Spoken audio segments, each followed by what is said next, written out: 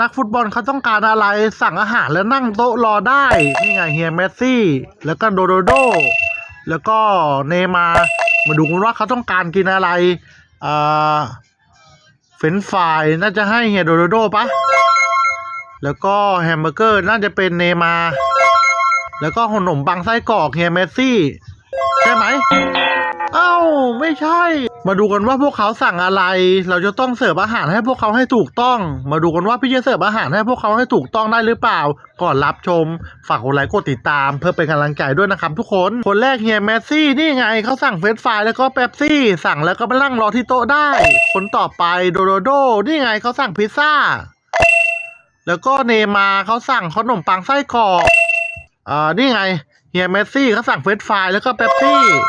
แล้วก็โดเขาสั่งพิซซ่าแล้วก็เนย์มาร์เขาสั่งขนมปังไส้กรอกใช่ไหม